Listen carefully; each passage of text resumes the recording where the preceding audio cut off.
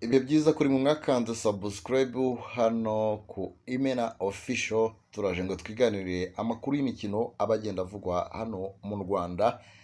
Ni inkuru itari nziza cyane tugiye guheraho, banyarwanda banyarwandakazi, nizere ko murimo murasengera umuzamu wanyu, umuzamu umwe mu bakoze ibitangaza mu minsi ishize agakuramo ibitego byinshi cyane byabaga byabazwe.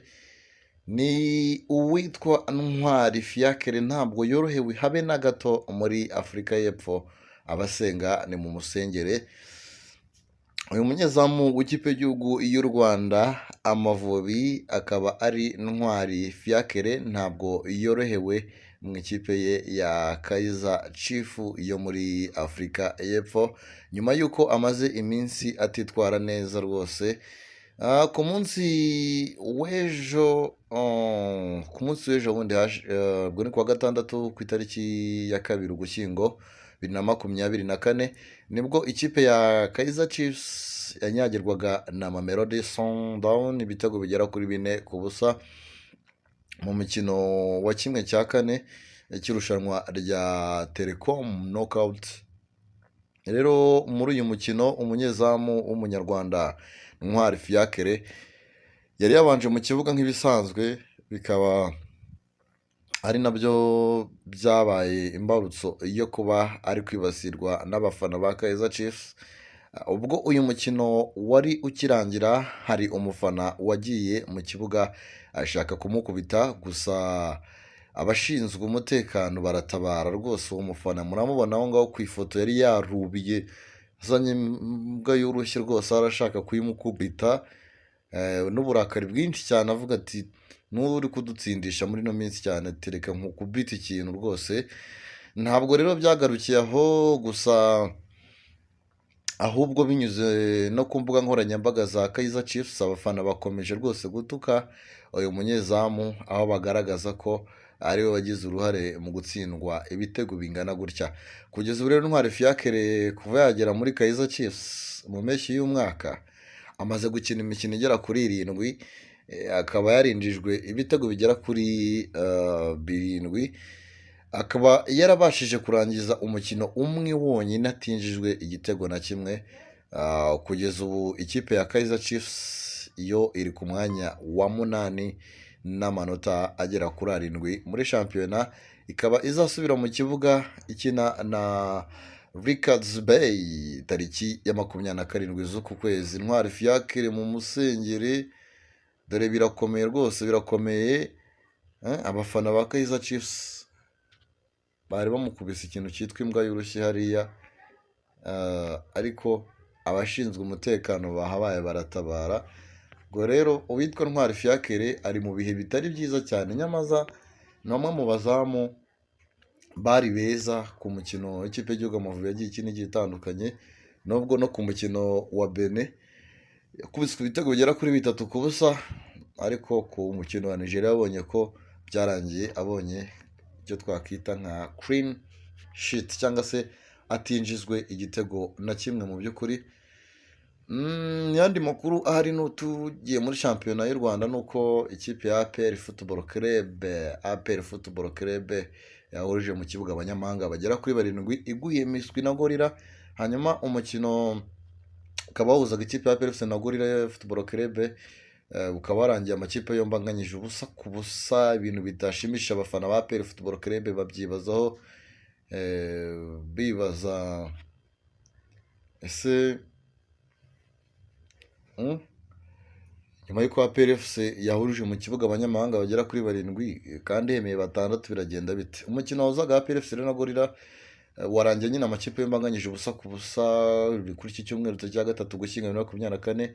Ni umukino waranzwe n'impaka nyinshi cyane, kuko mu gice cya kabiri ikipe ya APR Football Club igeze gukina iminota 3 iri gukinisha abanyamahanga 7 mu kibuga, kandi hemewe gukinisha 6 mu kibuga icyarimwe. Nubwo benshi bari gushimangira ko APR ishobora guterwa amaga, kunganya uyu mukino byongeye gushimangira ko itari ikipe yo kuzikanga muri uyu mwaka w'imikino, kuko mu manota 9 imaze gukinira imaze gukoreramo amanota 5 gusa. umukino wa mbere yaguye miswi na Eden, uwa kabiri itsinda Gasogi United, naho uwa gatatu igwa miswi na Gorilla Football Club. Ikipe ya APR Football Club iyo kunganya uyu mukino byongeye gutanga ubutumwa ko izagorana muri uyu mwaka w'imikino, kuko imaze kuzuza imikino 15 mu mikino 8 imaze gukina. Uko umukino wagenze mu by'ukuri reka tuwucemo gake gake, turaza kubabwira ibyo umutoza yatangaje. Tugiye guhera ku mukino uko byagenze mu by'ukuri, twihuta cyane, gusa ntabwo abafana ba PFC bishimye rwose.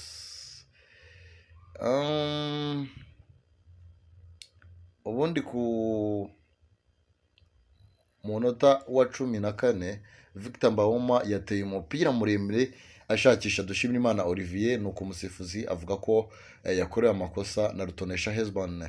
Umunota 17 Tuyisengere Sene na Lamini Ba bari bazamukanye umupira imbere y'izamu rya Gorilla, nuko umuzamu wayo Muhawe na Yogad arahagoboka umupira arawufata nta kibazo. Hanyuma ku munota wa 22 Tuyisengere Sene yarazamukanye umupira ku ruhande rw'ibumoso yiruka cyane, nuko Nduwimana Frank wa Gorilla awushyira muri koroneri yatewe na Ramptey, ariko Mbawoma umupira awutera ku ruhande. Hanyuma ku munota wa 27 Nduwimana Frank nawe yazamukanye umupira nanone ku ruhande rw'iburyo, nuko niyo mugabo Claude umupira awushyira muri koroneri yatewe na Irakoze Darisi, byarangiye Victor Mbawoma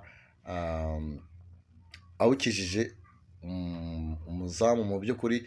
Hanyuma ku munota 29 umuzamu wa APR Football Club Pavel Nzira yatabaye izamu nyuma y'uko Muruda Victor ndetse na Nduwimana Frank bari bazamukanye umupira imbere y'izamu rya APR Football Club, nuko arayirokora.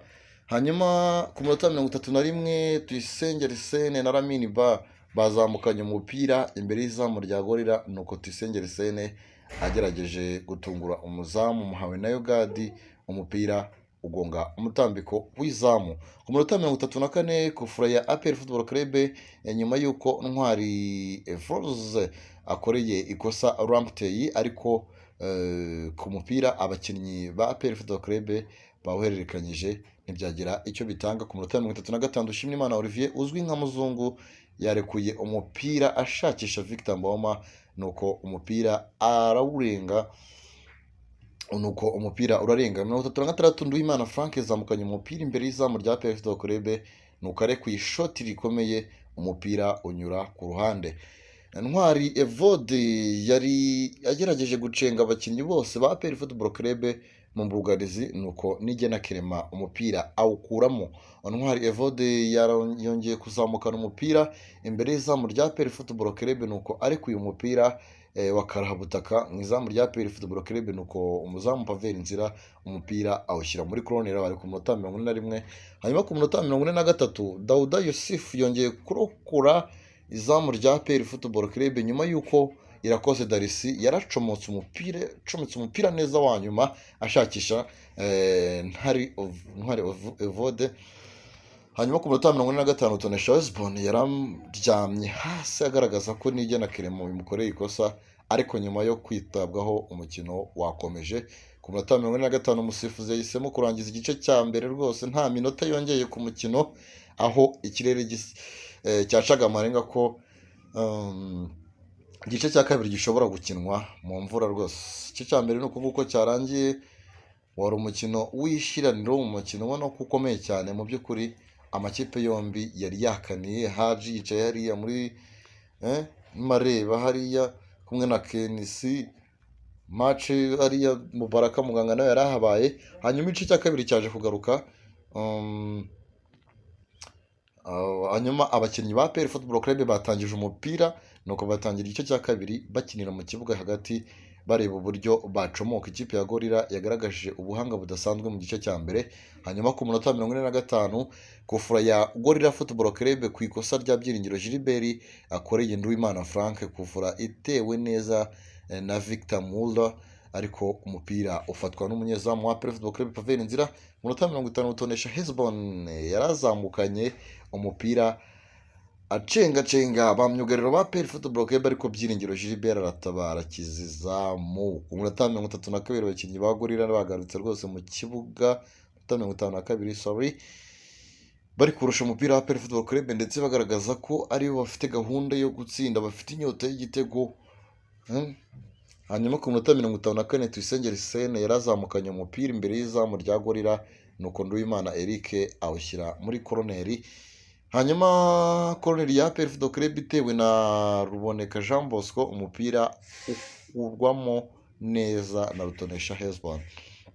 Hanyuma Riyoswane ku minota 58 yazamukanye umupira imbere y'izamu rya Gorilla, nuko umuzamu muhawe nayo Gad aratabara kiza ikipe ya Gorilla rwose. Hanyuma induru Batanu 34 induru zavutse mu kibuga nyuma yuko APRFC yari ifite abanyamahanga barindwi mu kibuga aribo John Hanson Obodo n'uwitwa Mbawoma ndetse na Mamadusi Ruwanga Pavel ndetse na Riyoswane, ariko abasifuzi barahosha umukino urakomeza. Hanyuma ku munota wa 64 ubwo APRFC yakuraga mu kibuga Tuyisenge Arsene hinjira Muhammadu Si, mu gihe Nuobodo Chidiebere yarasimbuye Richmond Lamptey. Nyuma y'izi mpinduka rero APRFC yagize abakinnyi barindwi b'abanyamahanga mu kibuga aribo umunyezamu Pavel Nzira, Ariyuswane, Tadeo Rwanga, Mamadou Miniba, Nuobodo, Victor Mbawoma na Mamadusi. Hanyuma ku munota 37 Gorilla ikomeje kotsa igitutu imbere y'izamu rya PL Football Club binyujije ku mbaraga z'abakinnyi bayo nka Rutonesha Hezbon ndetse na Nduwimana Frank, abakinnyi bigaragaje cyane muri no match. Mu munota 39 rero ku fura ya Gorilla yaritewe na Nduwimana Frank, umupira umuzamu wa APR awushyira muri koroneri ya Gorilla, ntacyo yayimariye kuko Kagege yongeye umupira awushyira muri koroneri itagize icyo imara.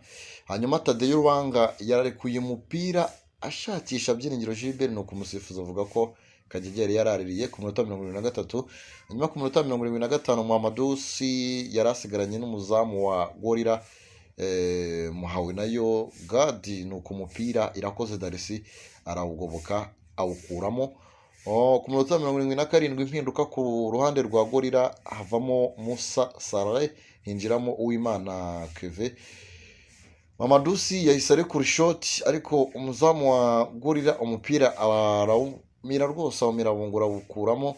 Mu minota 49 na Clement wa PL Football Club yagonganye na Bobo Kamara wa Gorilla, abaganga barahagoboka Bobo Kamara bamuhambiriza bande ku mutwe, naho Nige na Clement bamuvura ku kaguru k'iburyo.